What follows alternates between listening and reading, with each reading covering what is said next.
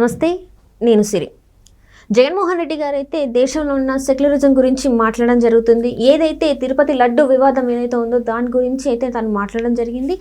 అయితే ఇప్పుడు జగన్మోహన్ రెడ్డి మాట్లాడారో దాంతోని మోదీ గారికి ఇంకా జగన్మోహన్ రెడ్డి గారికి ఉన్న బంధం చెడిందా?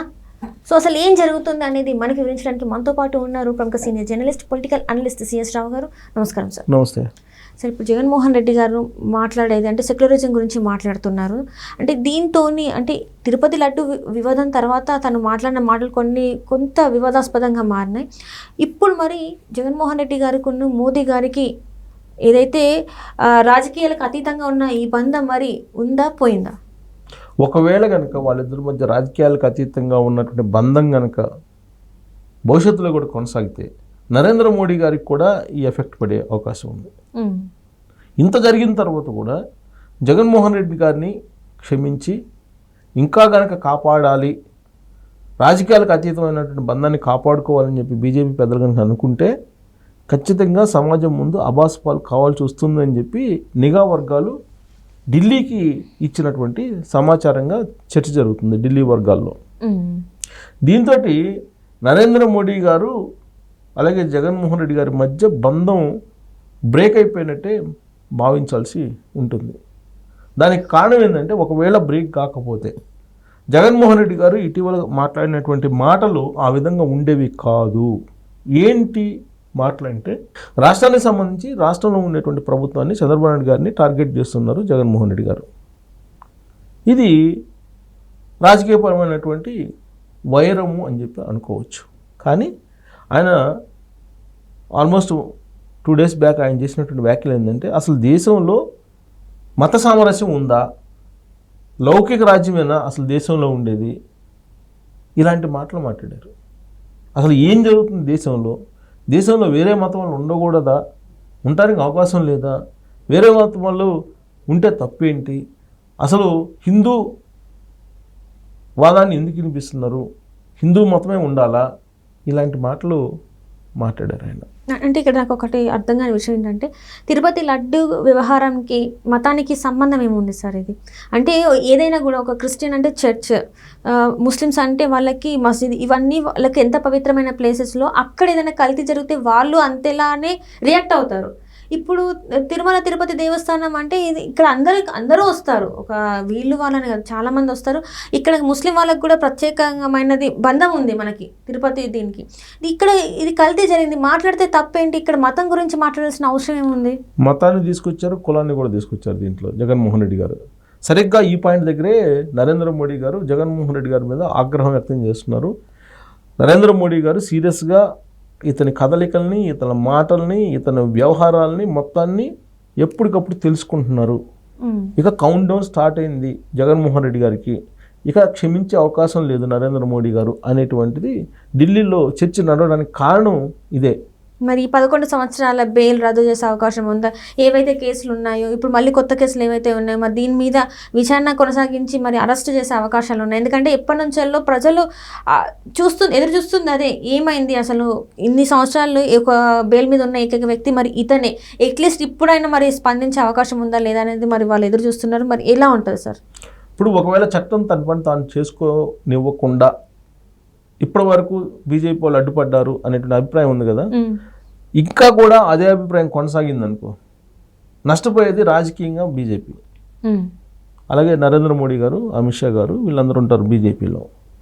అలా కాకుండా చట్టం తన పని తాను చేసుకొని పోనివ్వండి అనేది కనుక వాళ్ళు కాముగా ఉంటే ఖచ్చితంగా చట్టం తన పని తాను చేసుకోబోయినప్పుడు జగన్మోహన్ రెడ్డి గారికి ఈ నెల కాకపోతే వచ్చే నెల కాకపోతే పై వచ్చే నెల ఖచ్చితంగా జైలుకు మళ్ళీ వెళ్ళాల్సి వస్తుంది. ఈవెన్ మొన్న తిరుమలకి ఆయన వెళ్ళటానికి ప్రోగ్రాం పెట్టుకున్నాను కదా, ప్రోగ్రాం పెట్టుకున్నప్పుడు కూడా శుక్రవారం రోజు ఈవినింగ్ వెళ్తున్నాను నేను, శనివారం రోజు అక్కడ నాకు దర్శనం ఉందని చెప్పేసి కోర్టులో సబ్మిట్ చేశారు. కోర్టు ఫామ్ కూడా నా దగ్గర ఉంది. అంటే వ్యక్తిగత హాజరు నుంచి మినహాయింపు పొందారు ఈ షెడ్యూల్ చూపించి. మళ్ళీ కానీ రాలేదు కదా తిరుపతికి రాలేదు, క్యాన్సిల్ చేసుకున్నారు. ఏం చెప్తున్నారు, ఎందుకు రావట్లేదని చెప్తున్నారు, లా అండ్ ఆర్డర్ ప్రాబ్లం వస్తుందని చెప్పేసి నేను వెళ్ళలేకపోయానని చెప్తున్నారు. ఆయన ఎవరైనా వద్దన్నారా? తిరుమల దర్శనానికి వద్దని చెప్పి ఎవరైనా అన్నారా? పోనీ ఆయనకి ఏమైనా నోటీసులు ఇచ్చారా వెళ్ళొద్దని? ఎవ్వరు ఏమి వద్దనలేదు ఆయన్ని. కానీ అక్కడికి వైఎస్ఆర్ కాంగ్రెస్ పార్టీ వాళ్ళందరినీ మొబిలైజ్ చేసి ఏదో చేయాలని చెప్పేసి అనుకున్నారు కాబట్టి, రాష్ట్ర ఇంటెలిజెన్స్ దగ్గర ఆ ఇన్ఫర్మేషన్ ఉంది కాబట్టి 30 యాక్ట్ని ఇంప్లిమెంట్ చేస్తున్నారు. 30 యాక్ట్ ఉన్నప్పుడు నువ్వు మొత్తాన్ని అందరూ వచ్చేసి గుంపులుగా వెళ్ళడానికి లేదు. అందుకే వాళ్ళకి నోటీసులు ఇచ్చారు వైఎస్ఆర్ కాంగ్రెస్ పార్టీకి సంబంధించినటువంటి కొంతమంది అక్కడ లోకల్ లీడర్లకి. జగన్మోహన్ రెడ్డి గారికి ఇవ్వలేదే, మీరు రావద్దు తిరుమలకని. కానీ ఆయన లా అండ్ ఆర్డర్ సిచ్యువేషన్ వస్తుందని చెప్పి మా వాళ్ళకి నోటీసులు ఇచ్చారు. కాబట్టి నేను కూడా మానుకుంటున్నాను, నేను అర్ధాంతరంగా నేను ఆపేసుకుంటున్నానని చెప్పి ఆపేశారు. సరే ఆపేశారు. ఆపేసిన తర్వాత మీడియా ముందుకు వచ్చి ఏం మాట్లాడారు? దేశంలో అసలు లౌకికవాదం ఉందా? ఇదేం దేశం? ఇలాంటి దేశాలు ఎక్కడ ఉంటాయి? మతానికి సంబంధించినటువంటి అంశం హిందూ మతమేనా ఉండేది? హిందూ మతం తప్ప ఉండకూడదా?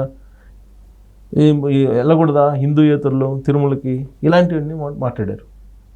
అది మతాలను రెచ్చగొట్టడం. ప్లస్ హిందూ మతానికి సంబంధించి ఏదైనా అన్యాయం జరిగితే కనుక నేను ఊరుకున్నానని చెప్పి పవన్ కళ్యాణ్ గారు చెప్పారు. తాను హిందూ మతం కోసం, హిందూ సనాతన ధర్మం కోసం నేను పోరాడతానని చెప్పారు. పరోక్షంగా ఆయన్ని ఉద్దేశించి ఈయన మాట్లాడినప్పటికీ కూడా దేశం గురించి మాట్లాడాడు, దేశంలో ఉన్న పరిస్థితుల గురించి మాట్లాడాడు. ఇదేం లౌకిక రాజ్యం అంటాడు ఆయన. అందుకే ఇతన్ని దేశద్రోహి అని చెప్పి అంటున్నారు తెలుగుదేశం పార్టీ వాళ్ళు. సోమిరెడ్డి చంద్రమోహన్ రెడ్డి గారు లాంటి వాళ్ళు కానీ, లేదా మిగతా తెలుగుదేశం పార్టీ లీడర్లు కానీ, హోంశాఖ మంత్రి అనిత గారు కానీ జగన్మోహన్ రెడ్డి గారిని దేశద్రోహం కింద పరిగణించి దేశం నుంచి బహిష్కరించాలి ఇతన్ని. ఒకవేళ ఇక్కడ ఈ దేశానికి సంబంధించినటువంటి పద్ధతులు, ఈ దేశానికి సంబంధించినటువంటి సాంప్రదాయాలు నచ్చకపోతే లండన్ వెళ్ళిపో, పాకిస్తాన్ వెళ్ళిపో అని చెప్పి చెబుతున్నారు. ఈ దేశంలో ఉంటూ ఈ దేశంలో ఉండేటువంటి సాంప్రదాయాల్ని, ఈ దేశంలో ఉండేటువంటి సంస్కృతిని నువ్వు ప్రశ్నిస్తున్నావు కాబట్టి, ఈ దేశంలో ఉండేటువంటి నువ్వు నమ్మట్లేదు కాబట్టి, నీకు నమ్మకం లేదు, విశ్వాసం లేదు కాబట్టి నువ్వు ఈ దేశం విడిచి వెళ్ళిపో, లండన్ వెళ్ళిపో అని చెప్పేసి అంటున్నారు. అసలు ఒకవేళ లండన్ వెళ్ళటానికే ఈ దేశం గురించి కించపరుస్తూ మాట్లాడుతున్నారా జగన్మోహన్ రెడ్డి గారు అనేది కూడా ఇంకొక వాదన కూడా ఉంది. ఇప్పుడు డిక్లరేషన్ ఏమున్నారు, తిరుమలకి అన్యమతస్తులు వస్తే డిక్లరేషన్ ఇవ్వాలి అనేది ఆగమ శాస్త్రం చెప్తుంది. అది చంద్రబాబు నాయుడు గారి రాజ్యాంగం కాదు కదా, చంద్రబాబు నాయుడు గారి చట్టం కాదు కదా. ఆగమ శాస్త్రాన్ని పండితులు చెప్తారు. ఆ పండితులు చెప్పిన దాన్ని అక్కడ ఉండే తిరుమల తిరుపతి దేవస్థానానికి సంబంధించినటువంటి బోర్డు అమలు చేస్తుంది. దాంట్లో చంద్రబాబు నాయుడు గారి పాత్ర ఏంటి? అన్యమతస్తులు వచ్చినప్పుడు డిక్లరేషన్ ఇవ్వాలి, డిక్లరేషన్ ఇవ్వాలి, ఇవ్వమంటే ఇవ్వాల్సిందే. సోనియా గాంధీ గారు ఇచ్చారు కదా, గతంలో అనేక మంది అబ్దుల్ కలాం గారు ఇచ్చారు కదా. వాళ్ళకన్నా ఈయన గొప్పవాడా అనేది ఇప్పుడు ఒక ప్రశ్న. ఈయనేమంటారు, నేను గతంలో కూడా డిక్లరేషన్ లేకుండా వెళ్ళాను, ఇప్పుడు ఎందుకు డిక్లరేషన్ అడుగుతున్నారు అని చెప్పి అడుగుతున్నారు.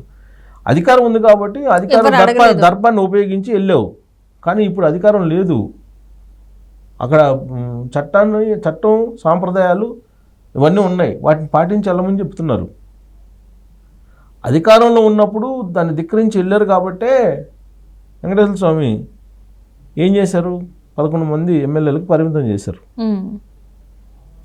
కాబట్టి హిందూ సాంప్రదాయాల్ని కాపాడడం అనేది ఒక ఎత్తు అయితే, ఆ సాంప్రదాయాలను పాటించాలి. పాటించకపోగా హిందూ సమాజాన్ని, హిందూ మతాన్ని రెచ్చగొట్టే ప్రయత్నం జగన్మోహన్ రెడ్డి గారు చేస్తున్నటువంటి క్రమంలో నరేంద్ర మోడీ గారు ఒక నిఘా పెట్టారు. జనరల్గా కేంద్ర నిఘా ఉంటుంది. ఆ నిఘా సంస్థలు జగన్మోహన్ రెడ్డి గారి యొక్క వాలకం, ఆయన మాటలు ఇవన్నీ కూడా ఎప్పటికప్పుడు చేరేస్తున్నారు. దాంతో నరేంద్ర మోడీ గారు ఇంతకుముందు జగన్మోహన్ రెడ్డి గారికి ఏదైతే కొంచెం ప్రాధాన్యత ఇస్తూ వచ్చారో అది బ్రేక్ అయ్యింది. దాని కారణంగానే ఇటీవల కాలంలో అపాయింట్మెంట్ కోరినప్పటికీ కూడా నరేంద్ర మోడీ గారిని జగన్మోహన్ రెడ్డి గారికి ఇవ్వలేదు అపాయింట్మెంటు అనేది కూడా ఢిల్లీ వర్గాలు చెప్తున్నటువంటి మాట. సో కాబట్టి రాబోయేటువంటి రోజుల్లో జగన్మోహన్ రెడ్డి గారికి నరేంద్ర మోడీ గారే సరైనటువంటి శిక్ష పడేలా చర్యలు తీసుకుంటారు అని చెప్పి అనుకోవచ్చు.